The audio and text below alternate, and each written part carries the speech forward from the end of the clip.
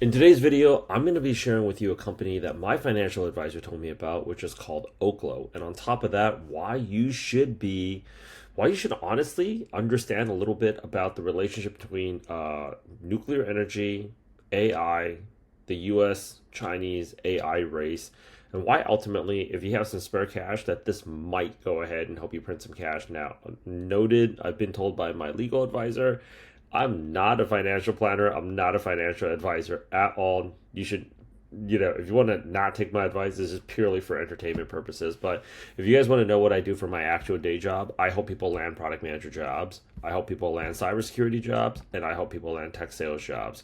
Essentially speaking, I'm a glorified career coach in the tech industry.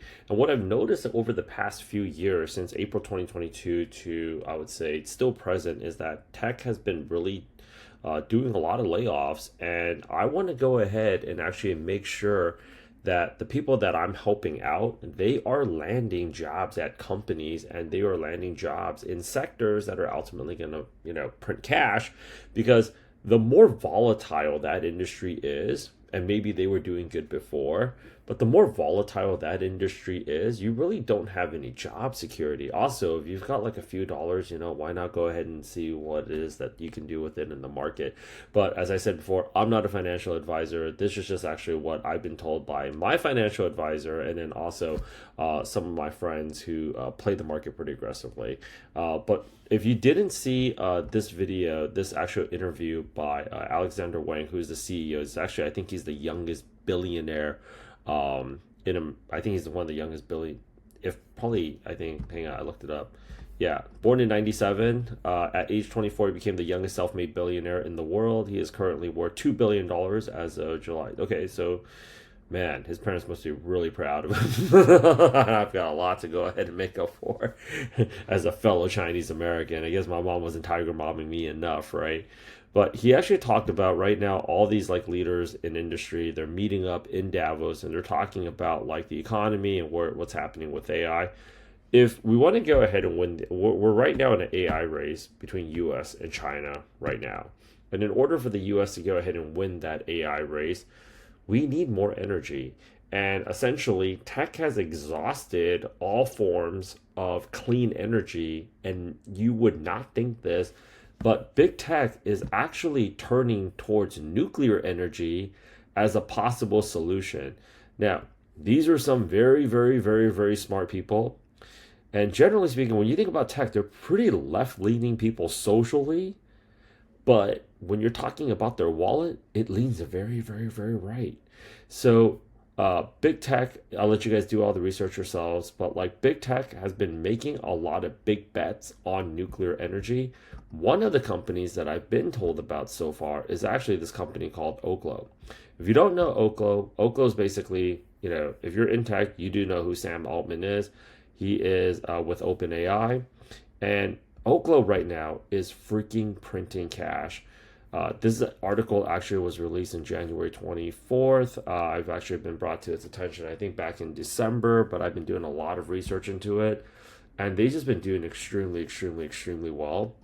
And what I've been noticing is this, in like my little personal circle of friends here, is the relationship between the tech and government right now is you'll start seeing, and I'll start showing more of this content on my channel. So be sure to go ahead and subscribe if you haven't already. Is the standard operating procedures, they're just going to put one of their own people on the team in a position of government that's going to make the regulation of whatever initiatives they want to go ahead and get done that much easier. Because first things first is like you have to have the infrastructure that's in place. In terms of like, you have to have a team in place. You have to have some type of product that you can move out there.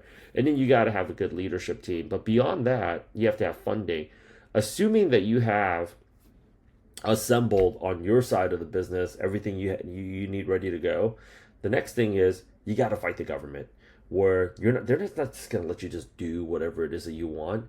That's why it pays when one of your board members here, like this name right here, it pays to have one of the guys on your team be put into a position of government. So one of their board members is actually going to be the Secretary of Energy for the Department of Energy, right? I think this is actually so crazy because this was actually Trump's pick, you know, Trump, which is actually Chris Wright right here, and I've been covering some of this, and it's just amazing that like when you have one of your own friends that's on the team, it's like U.S. Department of Energy green lights Oklo's first commercial nuclear fission plant in Idaho. It's like you get, it's like essentially you quarterback it from your office, throw the ball to call up your boy that's already in government. It's like, yo, can we get this power plant approved? Which, technically speaking, you also have a piece of the action. I was like, yeah, man, I got you. You're gonna see this, and that's what I'm gonna actually be showing you guys in more of these channels. Is I came from a history degree, so like I'm just gonna be totally honest. So you guys can look me up. I studied history. Largely, it was a party major at, you can arguably say, a party school, and this is not my forte at all. But at the same time, I've also met a lot of people with like finance and economics degrees. They're not exactly experts either.